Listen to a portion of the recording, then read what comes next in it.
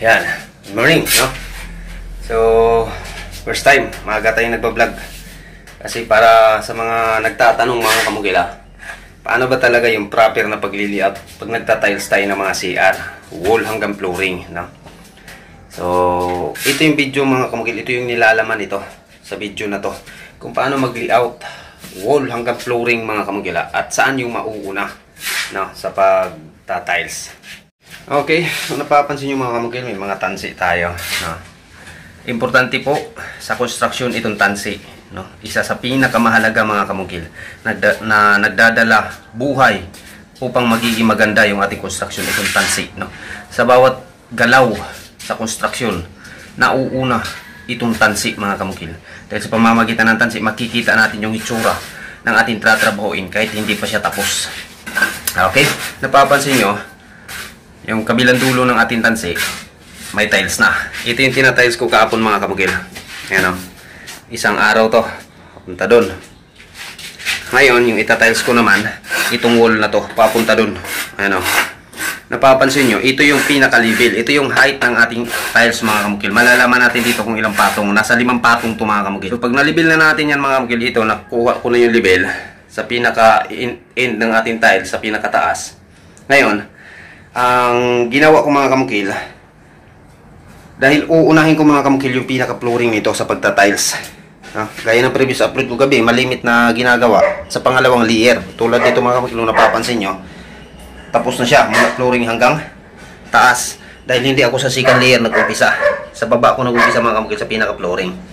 So yung purpose lang nito mga kamukil, para makukuha pa rin natin yung level nitong unang tiles na ilalatag natin sa flooring. Ang mangyayari kasi itong flooring natin, hindi natin alam kung sasakto yung tiles natin dyan hanggang dyan sa may tansi, dahil yun yung pinakaunang layer niya. So kailangan natin maglagay ng guide para may basihan tayo kung saan yung ikakat natin. Okay? Pero may isa pa tayong gagawin para makukuha din natin yung tuwid nito. Kasi makukuha natin yung tuwid dito mga kamukil, yung pahiga niya. Paano naman yung patayo? So yung ginawa ko mga kamukil, pumunta na naman ako ngayon sa flooring. Ito. Kailangan, pag nagtatiles tayo sa CR, wall, o magtatiles tayo, wall hanggang flooring yung itatiles natin, kailangan yung mga bikat niya is magkatugma-tugma, no? Pero ito mga kamukil, dahil 30x60 yung gamit ko, may mga bikat nito na hindi magkakatugma, no? May side dito na hindi magkakatugma dahil rectangular yung gamit natin tiles.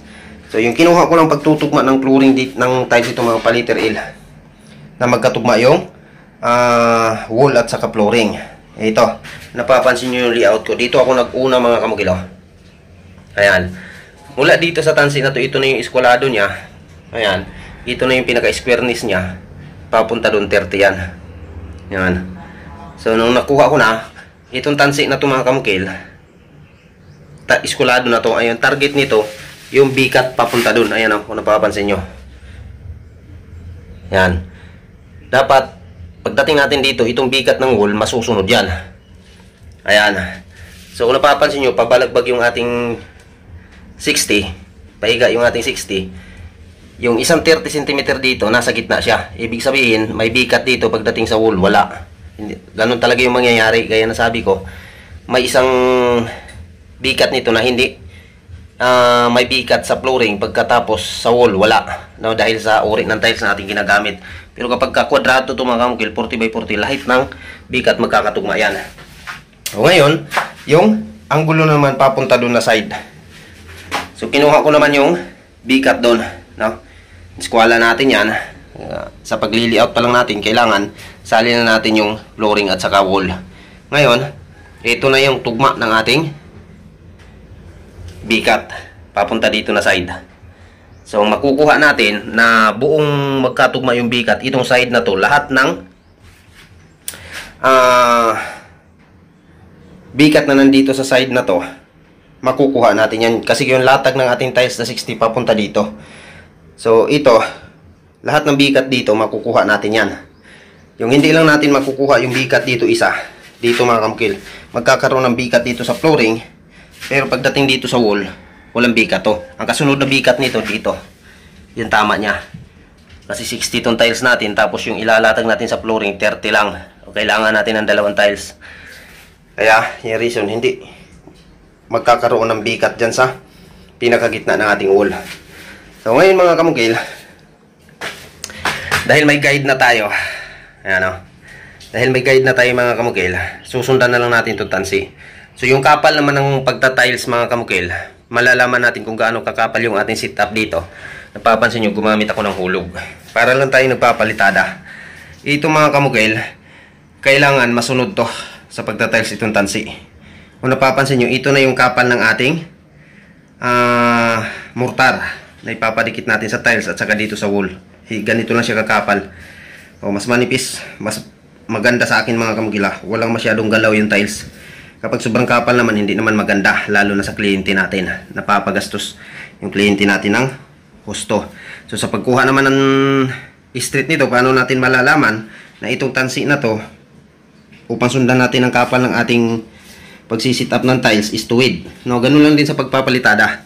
Sukatin lang natin dito, mula dito sa tansi na to papunta dito sa ating hulog. Kung napapansin nyo, may hulog ako nilalagay. Ayan na. Kung ano yung sukat dito, dapat ganun rin yung sukat dito sa pinakababa.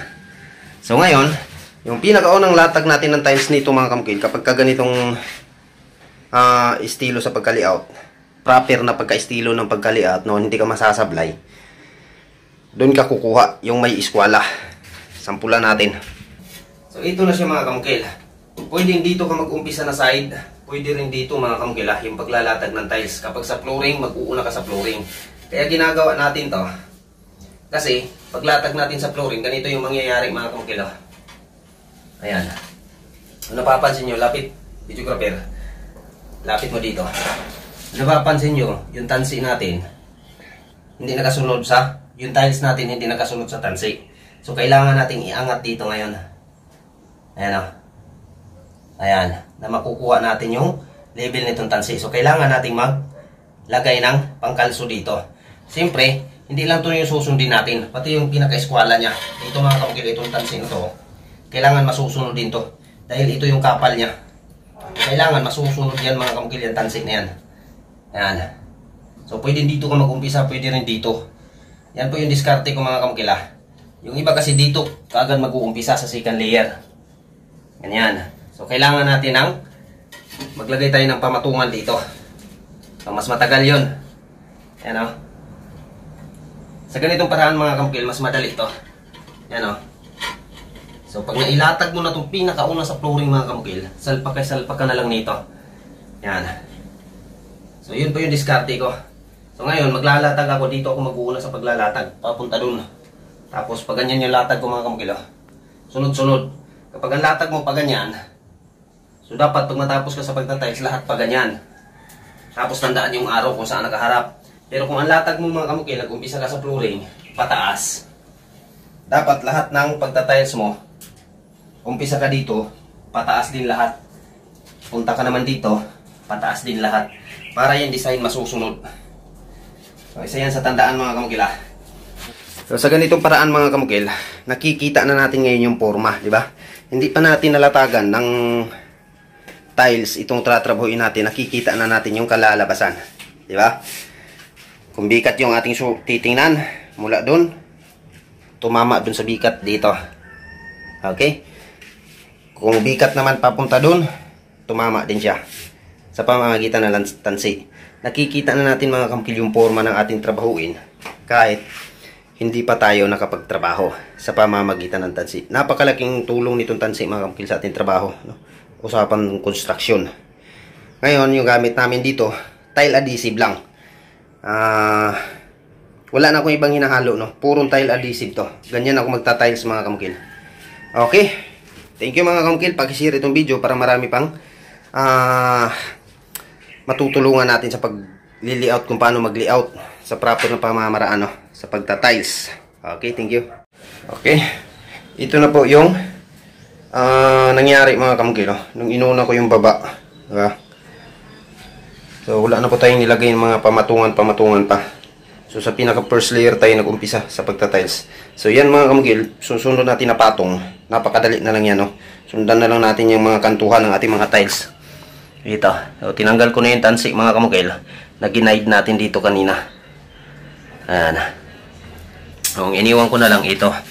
itong kapal, itong settings ng ating mortar o kapal ng ating gawing mortar, no, sa ating wall. Ito yung magiging guide natin. Susundan natin to sa pagtatiles. Ito.